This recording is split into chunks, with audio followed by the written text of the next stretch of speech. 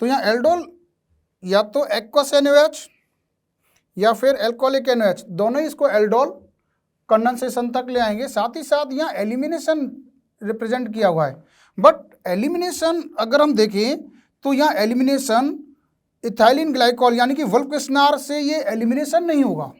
क्यों नहीं होगा? IIT JEE एडवांस ने 2000 में एक रिएजेंट पूछा था जिसमें एक्चुअल में ये एक रेफरेंस है 2000 में। आप देखो ये इंटर कन्वर्जन था, इसमें केवल इसको रिड्यूस करना था और करेक्ट आंसर माना था, that is Wolff Kishner reduction. Wolff Kishner reduction correct माना था, उसमें OH अफेक्टेड नहीं हुआ है, बट यहाँ OH को रिड्यूस किया हुआ है। तो यहाँ OH को क्या एलिमिनेट किया हुआ है, यहाँ पाई बॉन्ड बना है। इसका मतलब ये हुआ कि इथाइलिन ग्लाइकॉल वाला ये जो वोल्फ्किस्नार है ये रिएजेंट नहीं आएगा।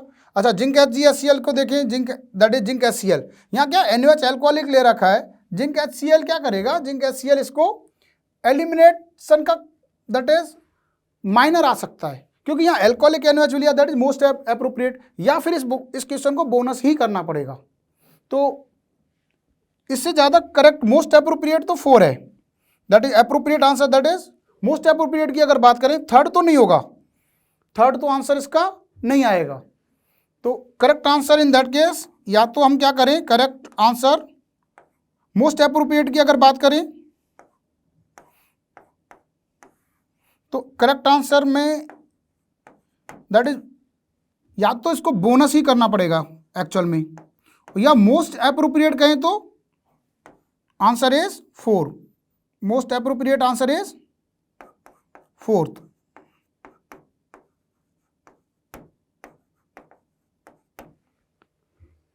हेलो स्टूडेंट्स, 30th इवनिंग को जेई मेंस में इवनिंग शिफ्ट में जो क्वेश्चन पूछा गया है, 2-क्लोरोब्यूटेन का क्लोरीनेशन अगर हम कराएं तो इस मॉलिक्यूलर फॉर्मूला के कितने ऑप्टिकली एक्टिव आइसोमर बनेंगे, ऐसा पूछा गया है। अब हम ये देख रहे हैं कि 2-क्लोरोब्यूटेन का ये स्ट्रक्चर है, इस पर अगर मैं 1 पर 2 पर 3 पर 4 पर अगर क्लोरीन लगाता हूँ तो देखें 1 पर Cl लगाया, 2 पर लगाया, 3 पर लगाया, 4 पर लगाया, तो मेरे 4 स्ट्रक्चर बन रहे हैं। पर क्योंकि यहाँ स्टीरियोकेमिस्ट्री की भी बात इन्वॉल्व है तो हम ये देख लेते हैं कि ये यहाँ पर एक कायरल सेंटर है, जो कि स्ट्रक्चर्स बन रहे हैं उनमें भी कायरल सेंटर आ रहे हैं। जैसे यहाँ पर एक कायरल सेंटर है, अब इस कायरल सेंटर, इसमें कोई कायरल सेंटर नहीं है, इसमें 2 कायरल सेंटर हैं और इसमें एक कायरल सेंटर। तो इनके अकॉर्डिंग इसमें टोटल कितने कंपाउंड बनेंगे वो देखें तो यहाँ पर 2 बनेंगे, एक D एक L, और दोनों ही एक्टिव होंगे। यहाँ पर एक ही कंपाउंड बन रहा है जो कि ऑप्टिकली इनएक्टिव है। यहाँ पर 2 कायरल सेंटर है, सिमेट्रिकल स्ट्रक्चर है, तो टोटल कितने बनेंगे, 3। इनमें से एक इनएक्टिव और 2 एक्टिव बनेंगे, एक D एक L और एक मीजो जो कि इनएक्टिव रहेगा। और ये लास्ट में फिर एक कायरल सेंटर है, तो यहाँ फिर 2 बन रहे हैं जो कि दोनों एक्टिव है। तो इस तरह से अगर हम काउंट करें तो टोटल 8 आइसोमर बन रहे हैं, उनमें से 2 और 2 4 और तो 6 एक्टिव आइसोमर बन रहे हैं। लेकिन यहाँ पर आंसर 3 देकर NTA ने हमें कंफ्यूज किया है। वो कंफ्यूजन क्यों हो रहा है मैं आपको बता दूं कि अगर हम इस कायरल सेंटर पर देखें तो इसमें 2 फॉर्म होते हैं, या तो D या L, पर जब तक हमें बताया नहीं जाएगा कि आपको D लेना है या L लेना है तब तक हम दोनों को मानकर चलते हैं। इसका मतलब हम यहाँ पर मानकर चल रहे हैं कि हमें रेसिमिक मिक्सचर है, तो इसलिए हमें इसके सारे पॉसिबल फॉर्म्स मिलते हैं।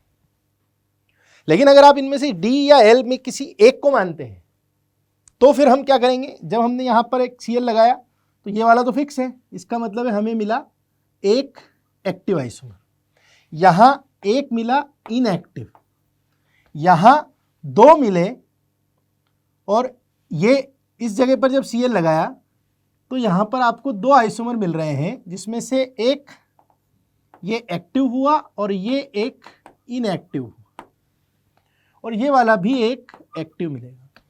तो अगर इनमें से किसी एक को मानकर चलते हैं तो हमें ऐसा लगेगा कि ये 3 एक्टिव बन रहे हैं और 2 इनएक्टिव बन रहे हैं। लेकिन जब यहाँ मेंशन नहीं, हम देख रहे हैं क्वेश्चन में ये कुछ भी मेंशन नहीं है कि ये D है या L है, तो हमें इसके दोनों फॉर्म मानकर चलना पड़ेगा, और जब दोनों मानकर चलेंगे तो हमारा आंसर 3 नहीं 6 आएगा। 31st की इवनिंग शिफ्ट में जेई मेंस में जो क्वेश्चन पूछा गया है कि मिथाइल साइक्लोपेंटीन पर अगर DCl का एडिशन कराते हैं तो क्या प्रोडक्ट मिलेगा। तो जैसे हमें पता है कि इलेक्ट्रोफिलिक एडिशन है और मार्कोनिकॉव रूल फॉलो करता है, मतलब अगर ये डबल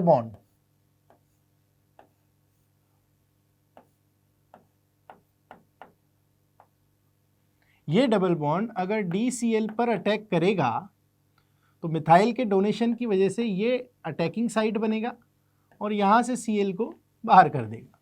इसका मतलब है यहाँ पर हमारे पास D आ गया और इस जगह मिथाइल के पास प्लस आ गया। लेकिन क्योंकि ये एल्कीन प्लेन के अबो और बिलो दोनों तरफ से D पर अटैक कर सकता है, तो ये जो कायरल सेंटर यहाँ बनेगा वो कायरल सेंटर यहाँ दो फॉर्म में बनेगा। इसका मतलब है कि आपके पास यहाँ दो कार्बोकेटाइन बने,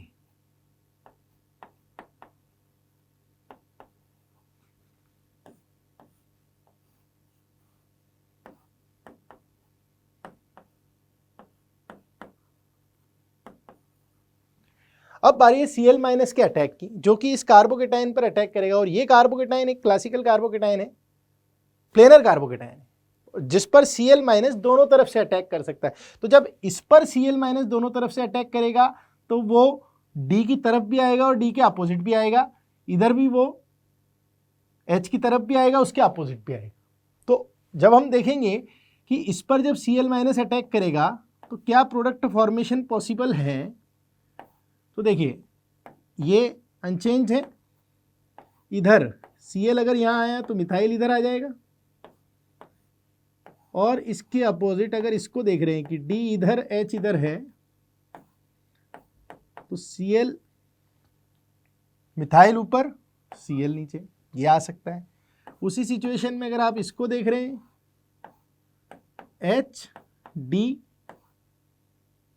Cl CH3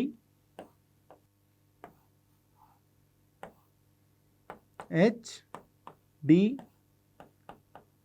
CH3 Cl। तो इस तरह से 4 आइसोमर्स पॉसिबल है। इसमें जो प्रोडक्ट बनेंगे वो 4 प्रोडक्ट बनेंगे और यहाँ पर इनमें से 2 प्रोडक्ट मेंशन है। देखिए ये वाला जो है ये यहाँ मेंशन है और ये वाला जो है वो यहाँ मेंशन है। इसका मतलब है हमने ये कार्बोकेटाइन बनाया और उस पर Cl का अटैक आइदर साइड करा दिया।